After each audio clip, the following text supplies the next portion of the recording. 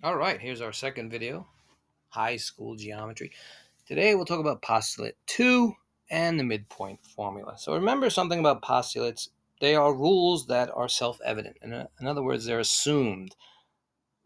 There's a kind of a common sense to them. They do not need proof. So in the last video we talked about postulates, and theorems need proofs, like we talked about the Pythagorean theorem. So let's go on to postulate 2, and then we'll talk about the midpoint formula. So let's get a clear page going here. All right, let's get our pen going here. We'll start with red. So postulate 1, let's review just postulate 1 here. We'll just say postulate 1. So postulate 1, it says the distance, I'll write it down, the distance between 2 points. And here's 2 points right here. Say from B to C.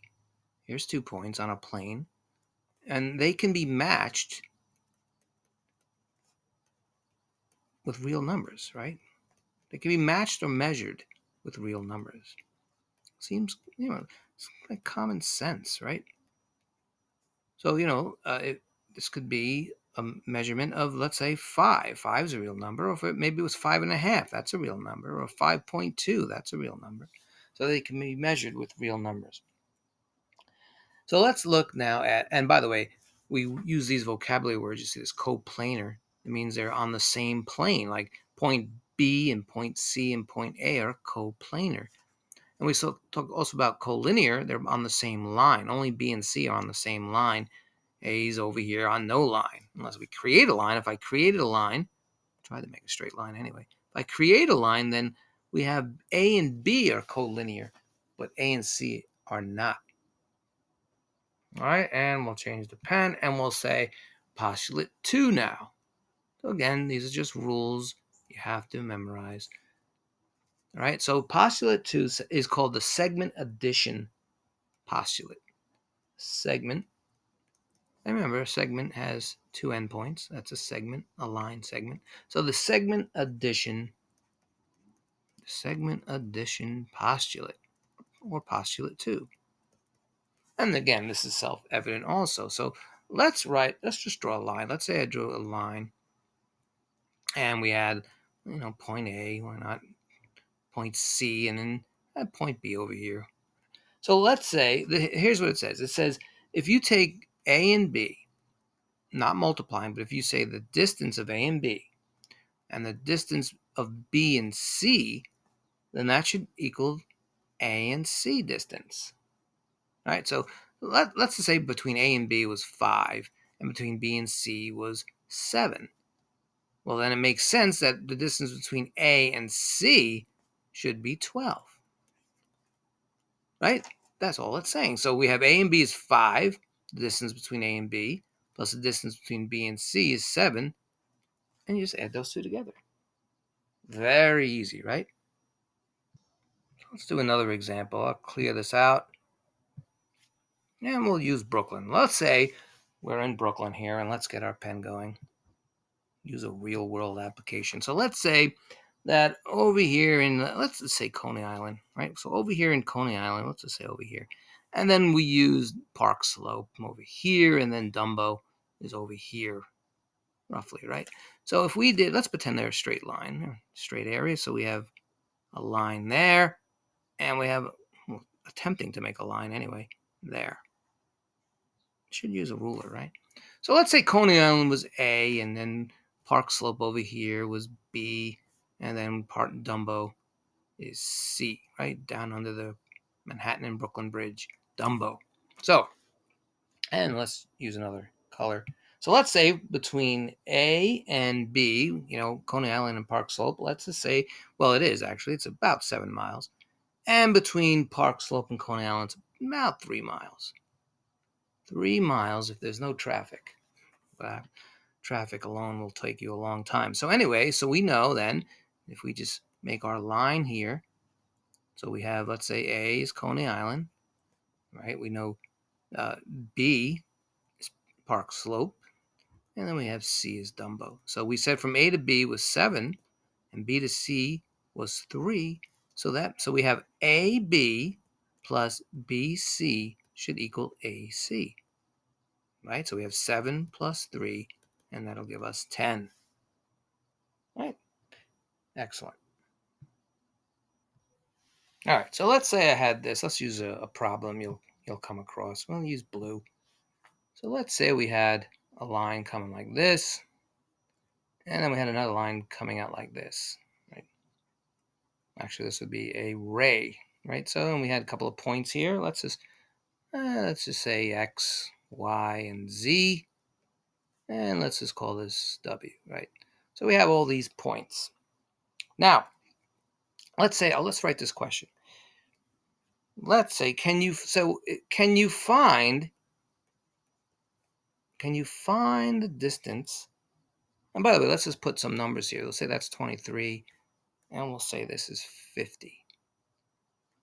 Right, so can you find the distance? Find the distance between points W, let's just say W, between W and Z, using, now here's the thing, you have to be careful, using the postulate rule, right? Postulate 2 rule. And what is the postulate 2 rule again? The segment addition postulate, right? So using the segment addition postulate. So see if you can answer that. Postulate 2. Can you? Let's bring a question mark there. Well, if you're using the segment addition postulate, no, you can't, because they're not on the same line. Right? It's common sense here. Z is over here, W is over here, so no, we cannot find the distance using the segment addition postulate. Now, you could use the Pythagorean theorem if this over here was a right triangle. Is it shaped like a 90-degree angle? Is it a right angle? And if it is a right angle, you can use, well, a squared plus b squared equals c squared. But that's different. Using the Pythagorean theorem is different. And if we did, you can say it like this. You just break it like this, right? So over here would be y, right? That's y. This would be w, and that's z. And we can say from y to z, let's say we knew it was 30. And let's say that is 30. Obviously, you can go from W to Y, and then from Y to Z, you can find the distance that way, and you get 80. But the shortest distance would be using the Pythagorean theorem, if they are right angles, right? So let's say put that little there, put the hypotenuse in. So again, you know this, right? We can say 30 squared plus 50 squared should equal C squared. Right? And so, you can just get rid of the zeros. Remember, so 3 squared is 9, so that'll be 900. Always add 2 zeros to it. 5 squared is 25, add your 2 zeros. And you get your calculator together, and you'll get 2,590. And then we want the square root of that, and that'll give us roughly about 50.8. So we know the distance between W and Z, if you use a diagonal, would be 50.8, but you cannot use the segment addition postulate for it. So that's very, very, very important.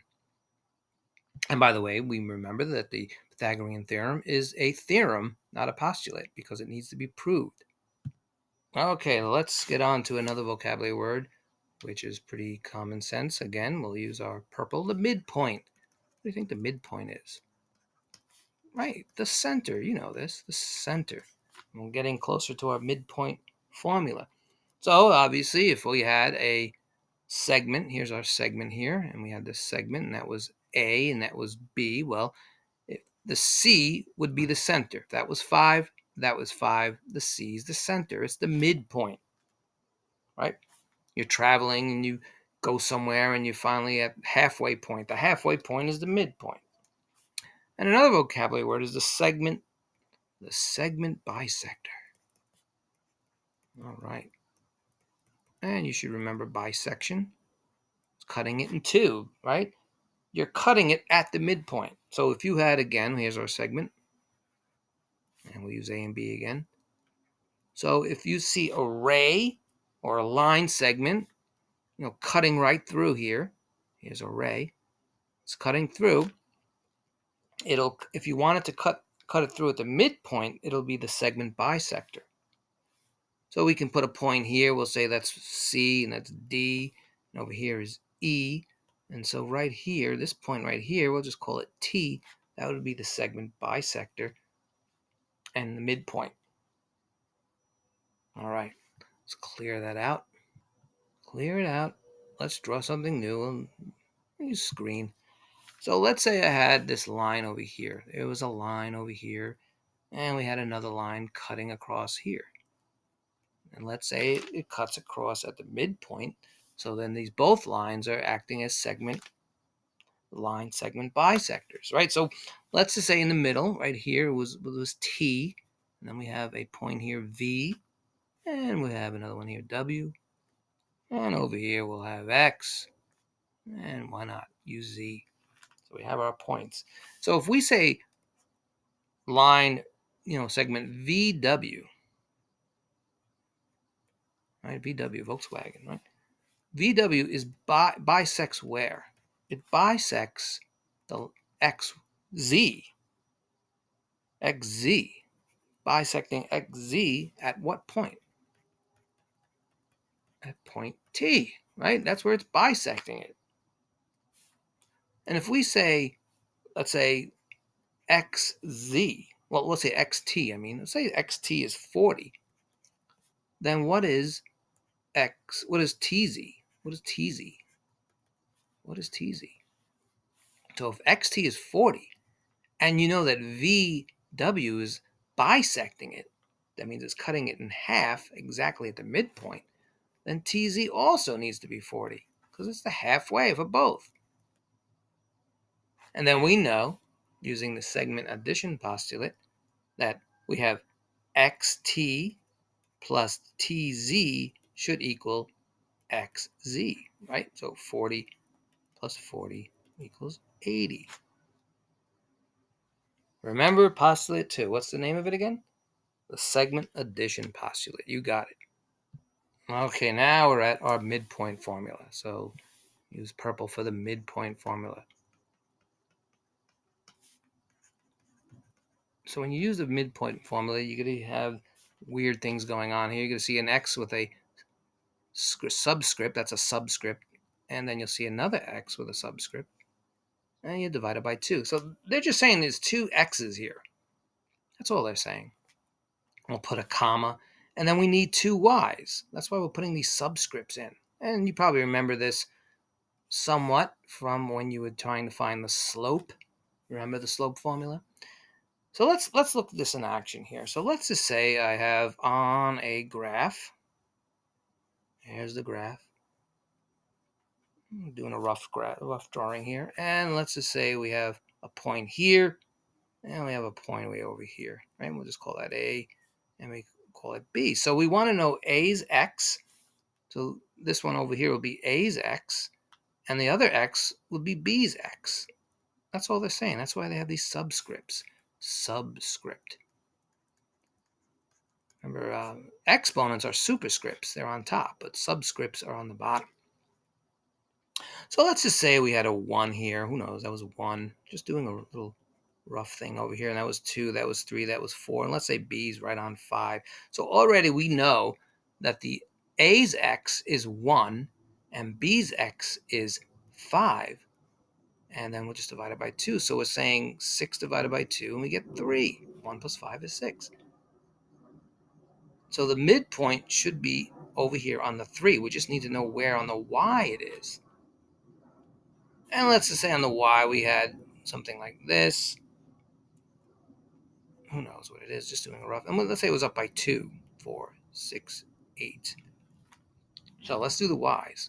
Do the Y's over here. And change the color. So what is X's Y? X's Y is 2. So we have not X's Y, but A's Y is 2. So A's Y, this is A's Y. We know it's 2. And B's Y is 8. So we get, what do we get? 5. So now we know the midpoint. The midpoint has to be at 3, 5. 3, 5. Right there. That is the midpoint of A and B. It may not look like the midpoint because of this rough drawing here. All right.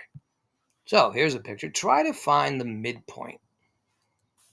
And we'll use that color, right? We'll say that's A, that's B. So we want to find this. How can we find the midpoint?